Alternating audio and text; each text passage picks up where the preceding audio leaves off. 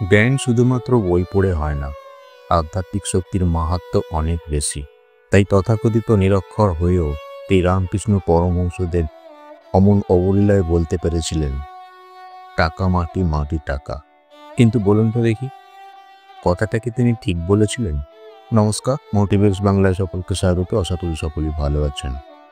দেখুন, টাকা মাটি, মাটি টাকা কথাটি দেখতে ছোট হলেও এর মধ্যে কিন্তু লুকিয়ে আছে বাস্তব জীবনের এক গভীর উপলব্ধি এবং দার্শনিকতা। কারণ এই কথাটির মধ্যে রয়েছে জীবনের চক্র, টাকার সাময়িকতা এবং মানুষের আসল প্রয়োজন নিয়ে একটি সূক্ষ্ম বার্তা। তাহলে কি সেই ব্যাখ্যা? টাকা মাটি, অর্থাৎ টাকা কিন্তু যে কোনো সময়, জীবনের যে কোনো সময় মূল্যহীন হয়ে যেতে পারে। অতিরিক্ত লোভ, অহংকার, অপব্যবহার কিংবা ভুল সিদ্ধান্তের কারণে টাকা যে কোনো সময় মূল্যহীন হয়ে যেতে পারে। মানে টাকাকে মাটির মতো ফেলনা বানিয়ে ফেলা যায়। অনেকেই প্রচুর টাকা কামিয়ে শেষ পর্যন্ত হারিয়ে ফেলেন। তখন টাকা হয়ে যায় মাটি।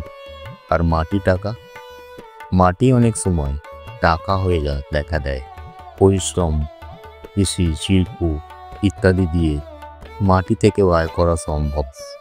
একজন কৃষকের জন্য মাটি হচ্ছে একটা উৎস, তার জীবিকার প্রধান মাধ্যম। আর সেখান থেকেই জন্মায় সোনার ফসল, যা কিনা টাকার সমান।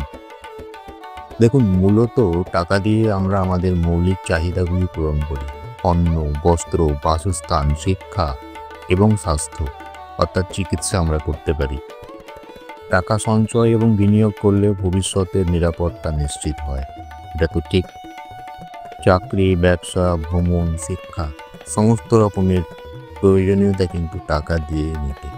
টাকার প্রয়োজনীয়তা কিছু কিছু সময় ভীষণ রকমভাবে দেখা যায়।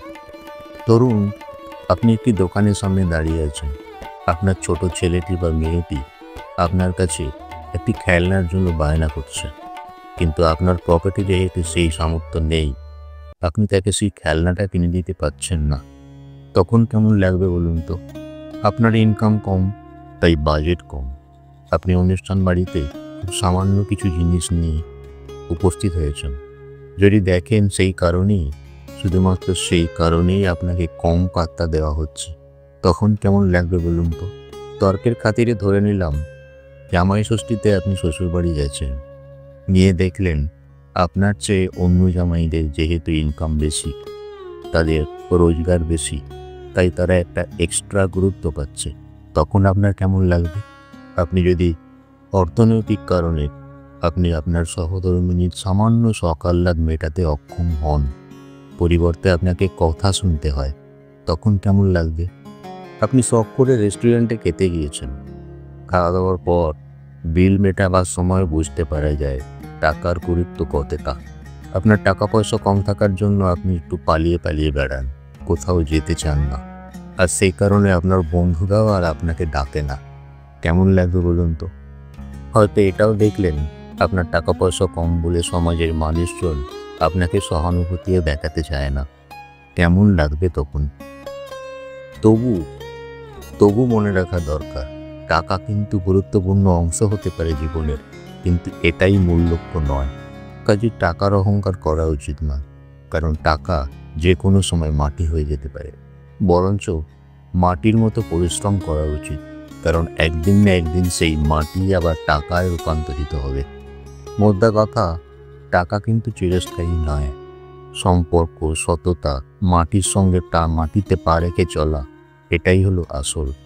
টাকা যদি অহংকার আনে, তাহলে একদিন না একদিন সেটা মাটিতে মিশে যাবে। আর তুমি যদি মাটির মতো বিনম্র হও, তাহলে একদিন সে টাকার মতো ফিরে আসবে। ভিডিওটি ভালো লেগে থাকলে একটি লাইক দেবেন, আর চ্যানেলে নতুন হয়ে থাকলে সাবস্ক্রাইব করার অনুরোধ রাখি। সবাই ভালো থাকুন, সুস্থ থাকুন, ভগবান সকলের মঙ্গল করুন। ধন্যবাদ, নমস্কার।